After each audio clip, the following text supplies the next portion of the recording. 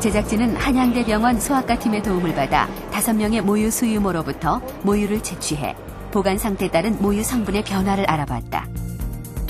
실험 결과 총 단백질과 총 지질의 함유량은 신선한 모유와 비교했을 때 냉장과 냉동 상태에서도 큰 변화를 보이지 않았다.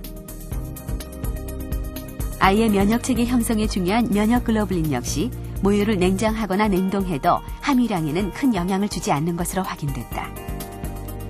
모유를 이제 보관하거나 또는 짜서 두었을 때 어떤 문제가 없을까 굉장히 우려를 하시는데, 실온에서는 짜가지고 한 4시간 정도, 또 4도에 냉장 보관할 때 한 72시간, 그리고 냉동고가 분리되어 있는 냉장고에 냉동을 시켰을 때도 무려 한 3개월까지 우리가 안심하고 보관해서 먹일 수가 있습니다.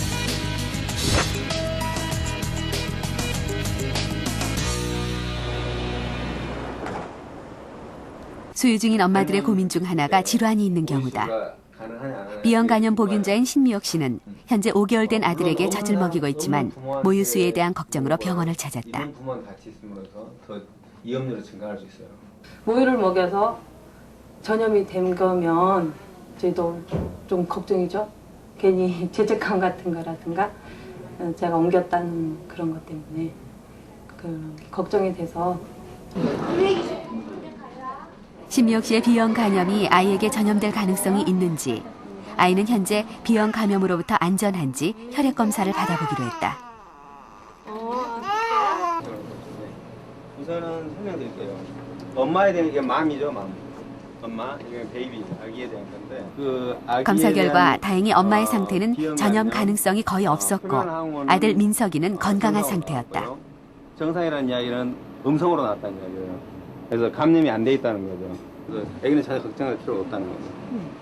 무슨 말인지 알겠죠? 네, 그래서 나한테 이상 없다고 하니까 계속 모유는 먹여야죠. 먹을 때까지. 안심하고 먹일 수 있겠어요, 이제 안심하고 달라는 대로 계속 쭉 먹일 거예요. 만성 B형 간염 보균자가 모유 수유를 해도 안전하다는 것은 여러 역학조사를 통해서도 보고되고 있다. 미국 공중보건학회지에 의하면 만성 B형 간염 보균자인 엄마가 모유 수유를 한다고 해서 아기에게 전염 가능성은 증가하지 않는다는 것이다. 하지만 엄마가 후천성 면역 결핍증이나 급성 결핵에 걸렸을 경우, 사이토메갈로 바이러스에 감염된 미숙아의 경우는 모유 수유를 금해야 한다. 약을 복용하는 엄마들의 모유 수유에 대한 궁금증은 최근 등장한 마더리스크 프로그램을 통해 풀 수 있다. 지금도 약 드시고 있으세요? 지금 현재 약은 먹는데 네. 제가 여쭤보니까는 그 소염 진통제 약은 네. 괜찮다고 하더라고요. 네.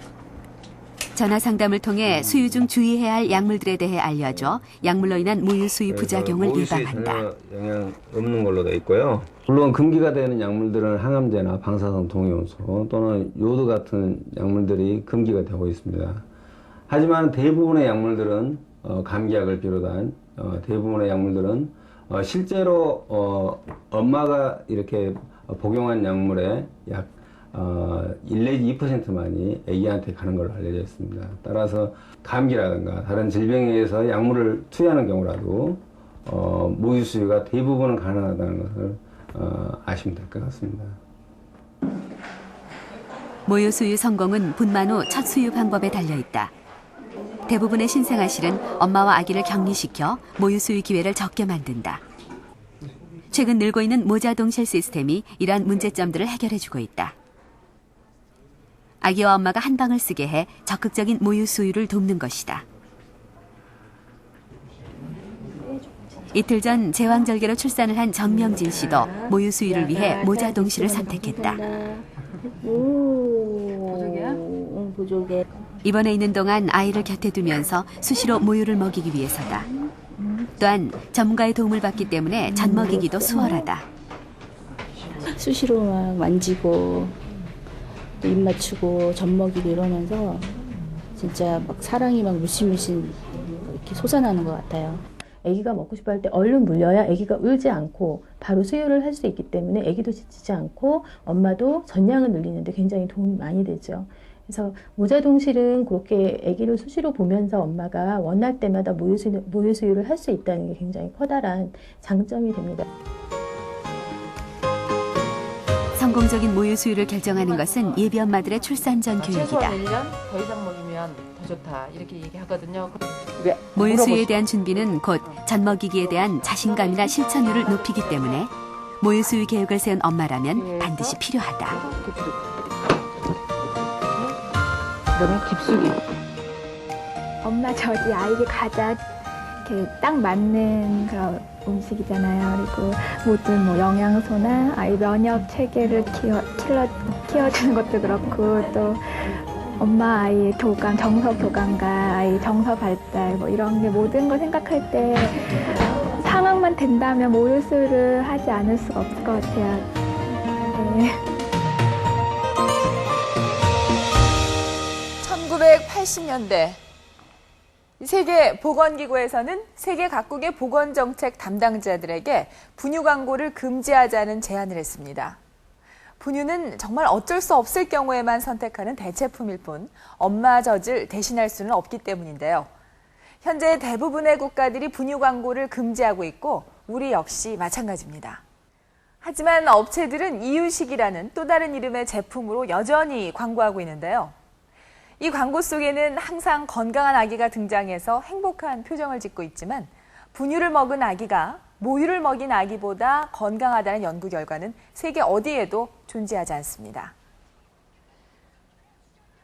우리가 만난 아기들은 모두 엄마 젖을 먹을 때면 따로 꾸미거나 연출하지 않아도 항상 만족스럽고 행복한 표정을 지었는데요. 아기에게 무엇을 먹이느냐? 그것은 엄마의 선택입니다. 하지만 진정으로 내 아기가 원하는 것이 무엇인지 생각해 보십시오. 아무런 판단도 선택도 할 수 없는 아기 역시 건강해야 할 권리를 갖고 있습니다.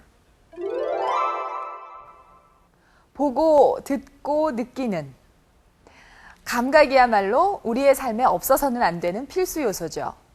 이 감각 기능이 원활하게 작동돼야 우리 몸도 건강할 수 있는데요. 다음 이 시간부터는 내 몸을 바꾸는 3가지 감각 건강법을 방송합니다. 이 평생의 식습관을 결정짓는 미각, 좋은 향기로 건강을 지킬 수 있는 후각, 이 생존의 필수 조건인 촉각, 이렇게 3편이 3회 연속 방송되는데 이 신비로운 감각의 실체와 감각을 이용한 다양한 건강법이 소개됩니다.